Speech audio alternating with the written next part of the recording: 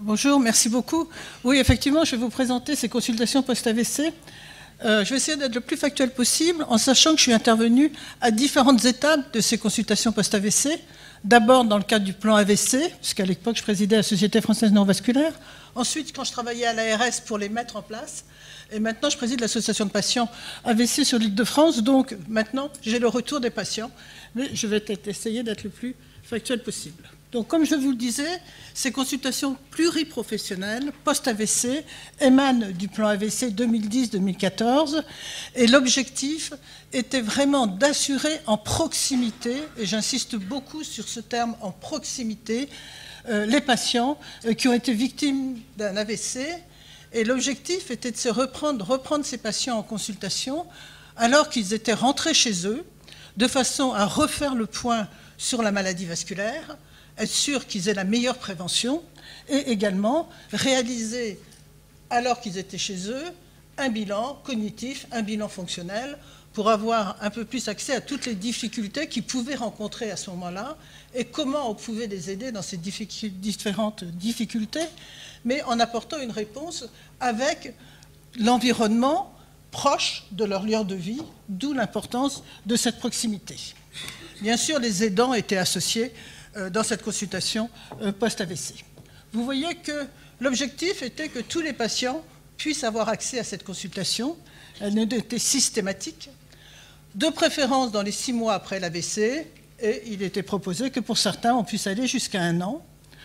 Ces consultations pluriprofessionnelles, il était demandé qu'elles soient implantées dans les services de neurologie, dans les unités neurovasculaires, et on voit bien toute l'importance pour la prévention vasculaire et la maladie vasculaire, mais aussi dans les SSR neurologiques ou gériatriques. Et effectivement, on se disait que nombre de patients qui sont en UNV quittent directement l'UNV sans avoir accès au SSR à l'époque neurologique, et que ce serait important que ces patients puissent être vus en SSR neurologique, ou s'ils étaient vraiment très âgés, puissent être vus dans le cadre de consultations de SSR pluriprofessionnels gériatriques avec des gériatres et des spécialistes des patients âgés.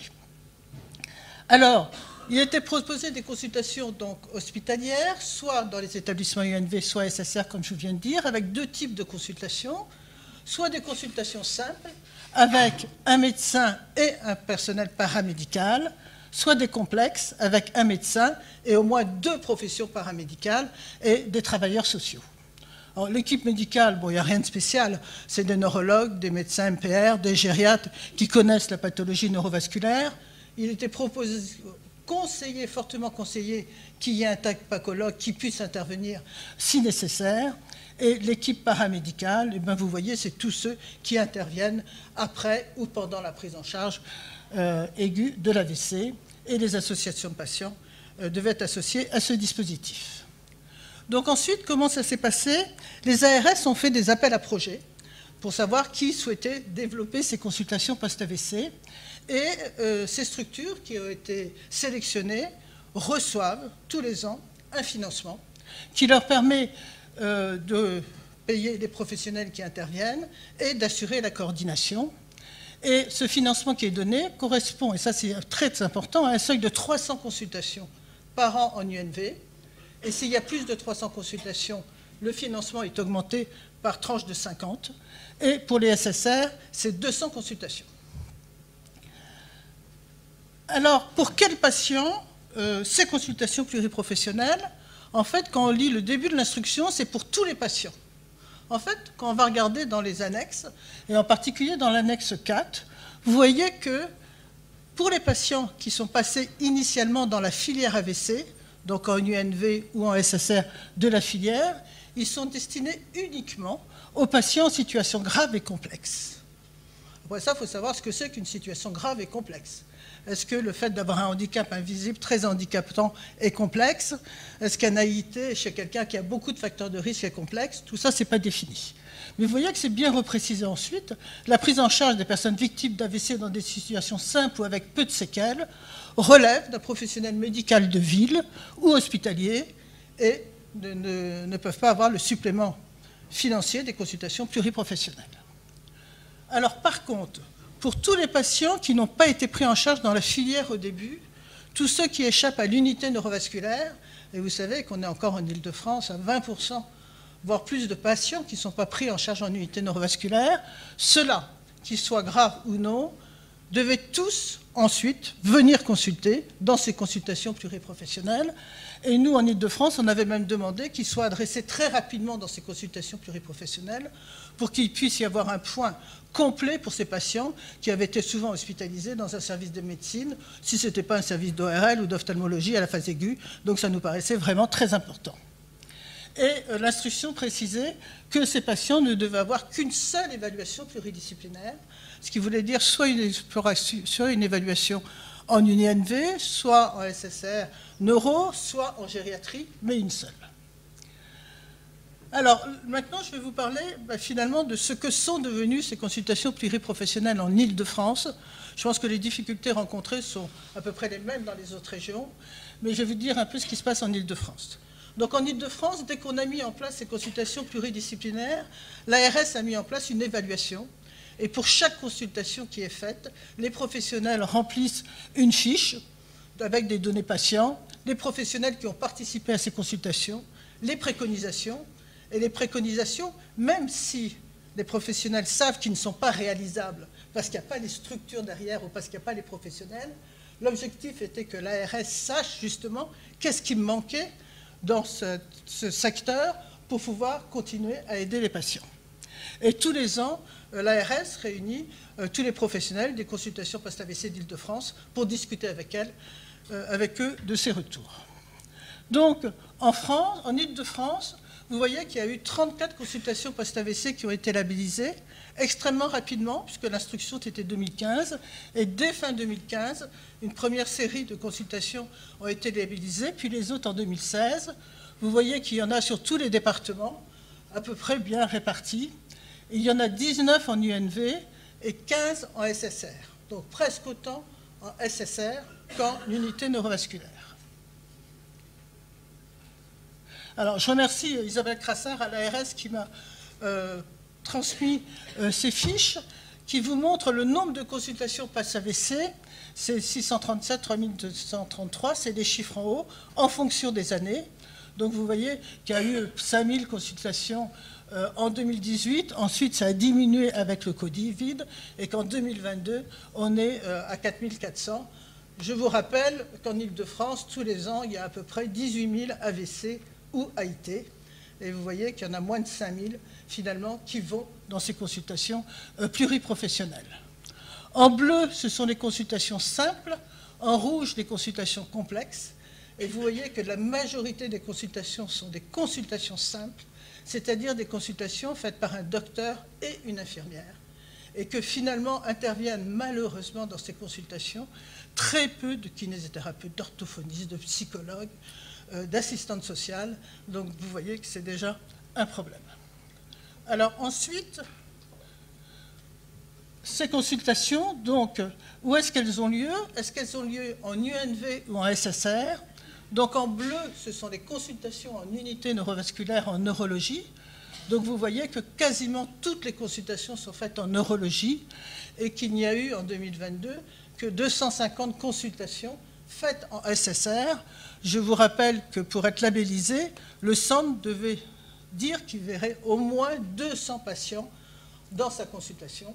Et là, sur les 15 consultations SSR pluriprofessionnelles, ils en voient 256. Donc il faut se rendre à l'évidence qu'il y a un gros problème pour la mise en place de ces consultations en SSR. Donc au total, ce qu'on pouvait dire de ce premier point, c'est que les UNV finalement font fonctionner leurs consultations pluriprofessionnelles. 14 sur 19 réalisent plus de 300 consultations, mais que la majorité de ces consultations, 2/3, sont des consultations avec un neurologue, avec une infirmière. C'est déjà ça, et les gens sont contents, je vais vous en expliquer après. Par contre, il fallait bien se voir que les consultations post-AVC en SSR n'arrivent pas à démarrer, et je vous ai mis entre 2016 et 2022. En 2019, il y a des actions qui ont été mises en place. Il n'y a toujours que très très peu de ces consultations en SSR, et en particulier en SSR neurologique. C'est quand même compliqué à comprendre. Alors, pour les consultations qui marchent, les gens sont contents. Les patients sont ravis parce qu'ils ont le temps d'exprimer leurs difficultés, de parler aux infirmières et aux médecins. Il y a vraiment un grand temps de parole. Et ensuite, les explications sont données et un retour est fait aux médecins traitants et aux professionnels à côté. Et je dois dire qu'en UNV, c'est peut-être une solution pour le SSR, les infirmières de pratique avancée font un travail considérable dans ces consultations post-AVC et aident vraiment les patients. Alors je voulais juste vous montrer les actions avec France AVC Île-de-France, avec l'association de patients. L'association de patients, c'est pas sorti, bon, c'est pas grave, il y a un problème. Bon, on a développé beaucoup de groupes de parole et de groupes d'activités sur toute l'Île-de-France pour les patients qui sont tout seuls chez eux et qui essayent de retrouver un soutien psychologique et un soutien social. Et vous voyez qu'il y a 17 groupes et activités différents sur toute l'Île-de-France. Lorsqu'on parle aux patients, lorsqu'ils sortent de l'unité neurovasculaire de ces groupes et de ces activités, ils n'entendent pas. Ils ont eu tellement d'informations qu'ils n'entendent pas. Par contre, au moment des consultations post-AVC, ils entendent et ça permet de faire un lien avec les consultations post-AVC. Et je vous montrais juste là, par exemple, à la Fondation Sainte-Marie, il y a des grandes affiches. Quand les patients viennent consulter, ils voient que s'ils habitent effectivement à proximité de Sainte-Marie, ils voient qu'ils ont 3 groupes faits par les associations de patients et des professionnels. Et à côté, c'est les groupes pour les parents d'enfants victimes d'AVC qui, eux, se font en visio, parce qu'heureusement, il n'y a pas trop d'enfants victimes d'AVC. Donc, en 2019, ont été repris les difficultés. Première difficulté, la proximité de ces consultations n'est absolument pas respectée. Les professionnels, alors c'est tout à fait normal, après un AVC, hospitalisé en UNV, on revoit le patient une fois en UNV sur une consultation standard, mais ensuite ces patients continuent à être suivis dans l'UNV, même si le patient habite Pontoise, s'il a été hospitalisé initialement à Lariboisière, il continue à être suivi à Lariboisière et il n'est pas réadressé sur une consultation pluriprofessionnelle. Certains même ont 2 consultations pluriprofessionnelles à proximité du lieu d'hospitalisation et pas du tout à proximité de leur domicile. Donc là, il y a vraiment un gros problème de transmission des informations. On a vu très peu de consultations pluriprofessionnelles à SSR, et ce qui est incroyable, c'est que même des patients jeunes qui ont fait un AVC, quand on les voit, nous, à l'association de patients, donc on leur dit, mais vous avez été en consultation pluriprofessionnelle avec les rééducateurs pour rediscuter de vos problèmes, pour la reprise professionnelle, eh bien non, ils n'ont pas été adressés et ils n'ont pas vu cette consultation. Et puis vous voyez que les patients qui sont hospitalisés dans les hôpitaux sans UNV, que les médecins de ville, finalement, connaissent très peu ces consultations post-AVC. Donc, et puis oui, il y a aussi bien sûr des difficultés relatives à la mise en place de ces consultations. C'est vrai que ce n'est pas évident de mettre en place une consultation avec de nombreux intervenants, d'avoir dans le service hospitalier des box suffisants pour que l'orthophoniste puisse voir le patient et aussi la psychologue, etc. Et c'est difficile à organiser, qu'il y a des problèmes avec les professionnels qui ne sont pas nombreux, qui ont déjà leur travail dans ces services et à qui on demande de rajouter cette consultation. Et l'autre problème qu'il y avait à l'époque, c'est qu'il y avait un manque de lisibilité des compétences dans les consultations pluriprofessionnelles. Certaines consultations pluriprofessionnelles n'ont jamais recruté de psychologue, d'autres n'avaient pas d'assistante sociale, et ça reste un problème encore extrêmement important actuellement d'avoir des travailleurs sociaux dans ces consultations pluriprofessionnelles. Donc, en 2019, l'ARS a dit qu'il faut réagir, et donc ils ont mis en place, ils ont créé un poste d'infirmière coordinatrice avec un numéro de téléphone pour que tous ceux qui voulaient avoir accès à ces consultations puissent appeler. Alors que ce soit les neurologues qui puissent appeler cette plateforme pour qu'on lui dise la consultation pluriprofessionnelle la plus proche du lieu de domicile du patient, c'est Versailles. Et l'idée était effectivement de beaucoup mieux intégrer les SSR dans ce dispositif. Donc, ce qui a été fait, c'est un numéro d'appel, une création d'une fiche extrêmement simplifiée, expliquant ce dont avait besoin le patient au cours de cette consultation. Il peut être très aphasique, mais il a une prise en charge correcte de cette aphasie, et c'est un autre problème qui le gênera.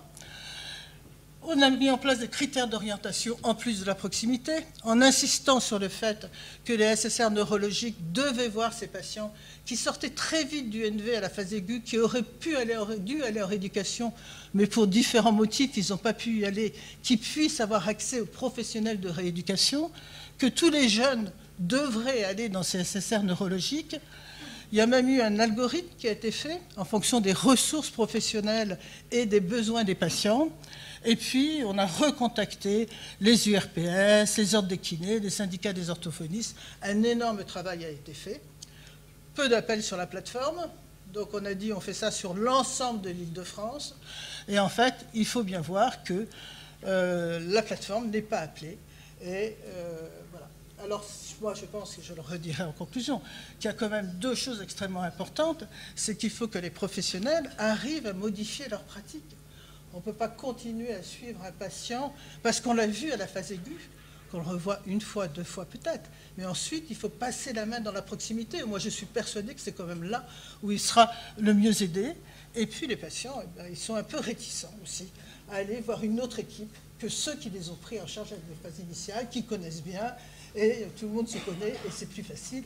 Et ça, c'est vraiment un problème. Donc, l'expérimentation a été stoppée. Et ce qui devait arriver est arrivé. L'Agence régionale de santé vient de fermer 2 consultations post-AVC en SSR, qui avaient une activité très peu importante. Vous voyez sur les départements des Essonne et de Seine-Saint-Denis, mais a ouvert, à titre expérimental, une consultation post-AVC en SSR à Aubonne, qui est coordonnée par un neurologue travaillant à l'UNV de Gonesse à côté, pour se dire que finalement, la complémentarité de ces consultations post-AVC allait peut-être fonctionner et qu'il fallait peut-être repartir sur un système comme ça. Alors, est-ce qu'il y a d'autres pistes? Moi, je pense que ces consultations post-AVC, il faut les ouvrir à tout le monde, et certainement pas aux patients graves complexes dans les 6 premiers mois, dans la première année. Je pense que les AIT, que les accidents mineurs, maintenant, dans les cliniques des AIT, vous avez un AIT, vous êtes vu, vous ressortez extrêmement vite. Vous n'avez pas compris vraiment tout ce qui se passait et vous avez besoin d'un temps ensuite pour qu'on vous réexplique tout ce qu'il faut faire pour éviter un deuxième AIT ou un accident plus grave. Les accidents mineurs aussi, et pour améliorer toute la prise en charge de ces handicaps invisibles qui, pour moi, sont vraiment actuellement extrêmement mal pris en charge. Et puis, je pense qu'il faut supprimer ce délai de consultation. Pourquoi un patient, 4 ans après un AVC, qui commence à moins bien marcher, qui commence à moins bien parler, parce qu'il y a eu un événement de vie, pourquoi on ne pourrait pas lui proposer cette consultation? Et peut-être qu'avec des choses très peu importantes, il pourrait repartir et aller mieux. C'est toujours de ce patient qui ne pouvait plus marcher, c'était juste avec une dystonie du gros orteil, un peu de toxine, il est reparti. Et je pense qu'il ne faut pas limiter ces consultations dans les 6 premiers mois et dans la première année, et que là, il faut que les consultations en SSR puissent répondre à la demande. Vous le savez probablement, il existe Prado AVC, donc dans beaucoup d'établissements qui ont une INV, la sécurité sociale a délégué un professionnel qui aide à la sortie de ces patients en lui donnant un rendez-vous avec son médecin traitant, ou en trouvant un médecin traitant s'il n'en a pas, trouver un rendez-vous avec le kiné, avec l'orthophoniste. Je pense que ce Prado AVC, il faut absolument le mettre dans les établissements qui n'ont pas de filière, qui n'ont pas d'UNV, qui n'ont pas de correspondant, et qu'on adresse ces patients qui sortent de ces établissements sans UNV très vite sur une consultation post-AVC, qu'elle soit en UNV ou en SSR, pour pouvoir faire très rapidement le bilan. Je pense aussi qu'il ne faut pas limiter le nombre de consultations post-AVC. Pourquoi une seule consultation? Du coup, ça entraîne un peu une concurrence entre SSR et neurologue. Je pense que certains patients ont besoin d'une consultation post-AVC UNV, d'autres en SSR, et qu'il faut vraiment ne plus se limiter à une seule consultation. Bon, bien sûr, on ne va pas faire 10, mais qu'il faut pouvoir en faire plus. Et puis, nous, l'association de patients, les patients nous disent, on a fait un AVC, il faut qu'on fasse une consultation pluriprofessionnelle pour reprendre la conduite automobile. Et effectivement, c'est important cette consultation pluriprofessionnelle, mais on n'arrive pas à avoir de rendez-vous, donc on en a assez, donc on reconduit. Moi, je pense que ces consultations post-AVC SSR pourraient toutes se mettre à faire de l'évaluation pluriprofessionnel pour la reprise de la conduite, et ce serait en même temps l'occasion de regarder s'ils prennent bien leur traitement de prévention secondaire, etc. Et ce serait un moment de faire un check-up, et là, les patients vont venir, parce qu'ils veulent tous reconduire, et là, ils viendront. Et je ne sais plus quelle était ma dernière idée. Alors, ensuite, pourquoi ne pas les faire en visio? Alors, je pense qu'effectivement, ces consultations, on peut les proposer en visio pour les gens qui sont en secteur médico-social et que ça pourra aider les professionnels du secteur médico-social dans la prise en charge de ces patients. Mais il faut bien voir que ça ne résoudra absolument pas le problème de la proximité.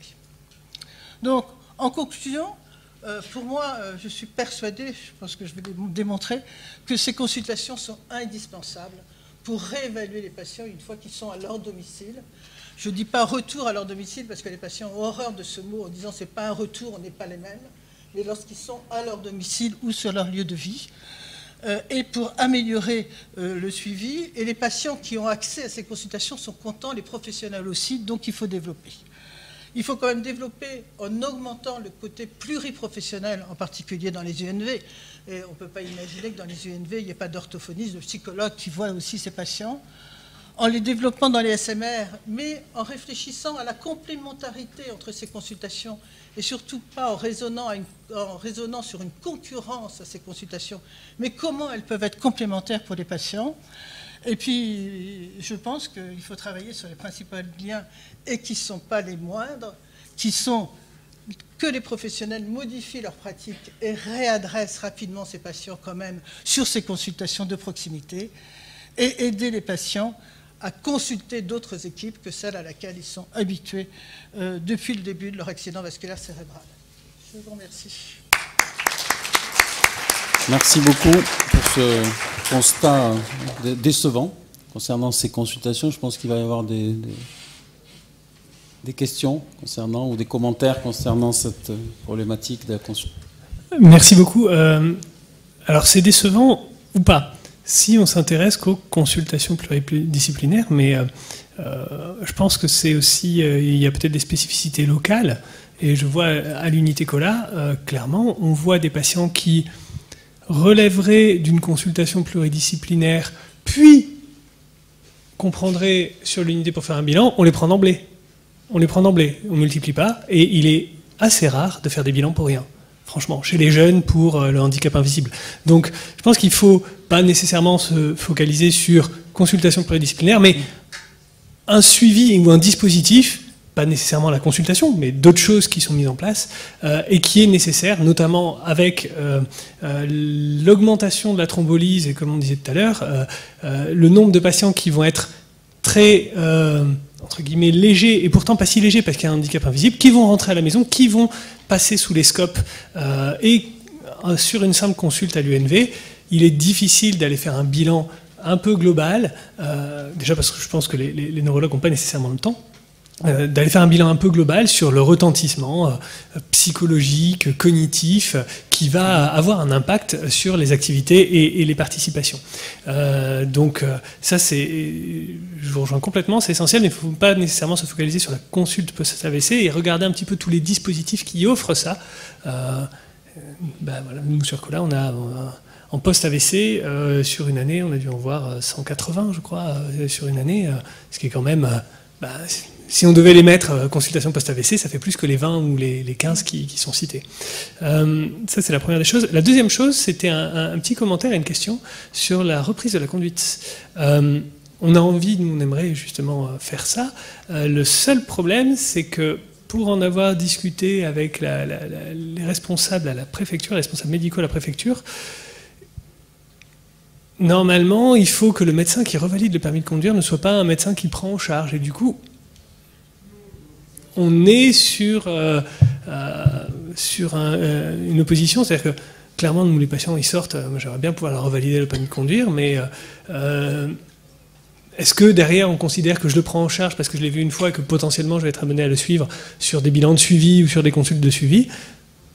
Ça, c'est la question. Et il y a une intervention tout à l'heure sur la conduite automobile. Je veux bien avoir des précisions sur ça, à moins que vous les ayez, mais voilà. Donc juste, en fait, c'est vrai que nous, on insistait pas mal sur les consultations post-AVC parce qu'en Ile-de-France, comme vous le savez, il y a beaucoup d'UNV et les patients sont rarement hospitalisés finalement dans l'UNV la plus proche de chez eux parce que c'est l'UNV où il y a de la place. Donc, il nous semblait important qu'ils puissent aller avant une hospitalisation de jour, avant une prise en charge, être réévalués au cours d'une consultation pluriprofessionnelle. Mais comme vous dites, il faut peut-être élargir. Mais c'est des patients qui ne sont pas du tout suivis dans ces services et que les médecins rééducateurs vont redécouvrir. Bon, après, pour la consultation, pour la conduite automobile, là, il y a vraiment, enfin, en Ile-de-France, c'est vrai qu'il y a un problème. Les patients reconduisent sans avoir fait cette consultation pluriprofessionnelle parce que les délais sont importants. Voilà. Donc, je me souviens plus d'avoir vu dans le texte que ça pouvait pas être fait par les professionnels. C'est ce qu'on m'a dit à la préfecture, mais en effet, dans le texte, j'ai repris les textes, ça n'apparaît pas. Je suis pas sûr que ça paraisse, mais enfin, je sais pas. On en discutera cet après-midi, puisqu'il ouais, y a une présentation d'un Claire Lapolito, spécialiste de la conduite automobile, qui se fera cet après-midi. Bon, on va clore. Ah, une petite question de Charlotte Rousseau. Merci François. Alors moi je fais les consultations pluriprofessionnelles à la Pitié et c'est vrai que le sens de proximité pose un problème quand même en Ile-de-France parce que certains territoires ne sont pas très bien dotés et donc font appel à d'autres, enfin certains départements ne sont pas très bien dotés, font appel à d'autres territoires. Est-ce qu'on ne peut pas être plus flexible sur cette mission de proximité parce que sinon les vrais secteurs pour nous c'est trois arrondissements quoi. Ça s'arrête là. Oui, c'est 3 arrondissements, mais finalement, la personne qui habite à Pontoise, vaut mieux qu'elle soit revue sur la consultation post-AVC de Pontoise. Et notre idée était que ce numéro unique, avec l'algorithme et savoir qui était présent, aurait dû aider, tu vois.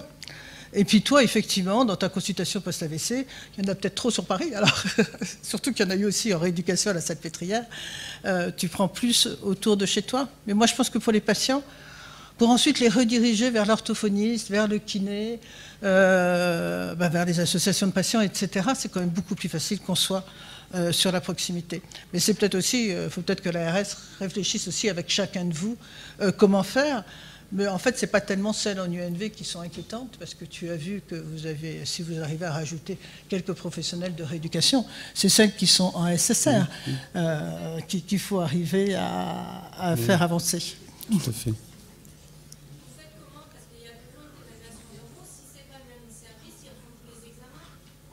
Ah ben non, non, alors justement, alors...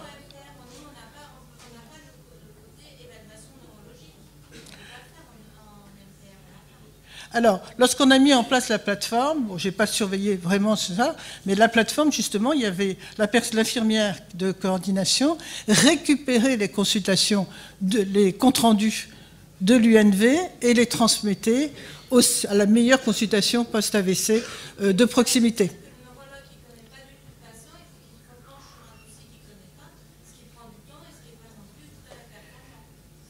Oui, mais après, ce patient, il sera suivi plus qu'une seule année en unité neurovasculaire. En unité neurovasculaire, les patients, ils sont suivis 1 an à peu près. Hein. Et ensuite, ils sont dans la nature. Donc, moi, je pense que là, c'est un transmission. Ouais. Ouais. Bon. Allez, dernière question, parce qu'on a beaucoup de retard.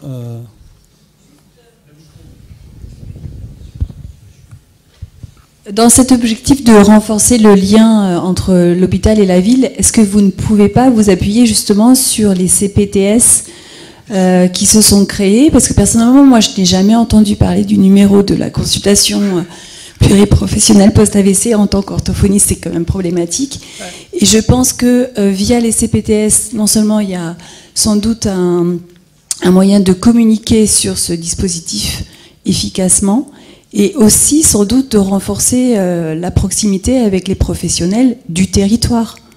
Alors c'est ce qui avait été fait quand je vous ai dit qu'on avait recontacté tous les URPS, les rééducateurs, ça a été fait par le biais des animateurs de filière. Bon, moi je n'ai pas tout suivi, mais ce qu'ils ont essayé de faire quand même. Mais la question aussi, c'est qu'il faut que ces patients soient adressés. Oui, il y a clairement un problème d'adressage et de visibilité tout de même. Je pense qu'il y a un problème d'adressage. Parce que les personnes ne refusent les patients À mon avis, personne ne refuse des patients, donc c'est qu'ils ne sont pas adressés au bon endroit en général. Bon, nous allons clore cette session matinale.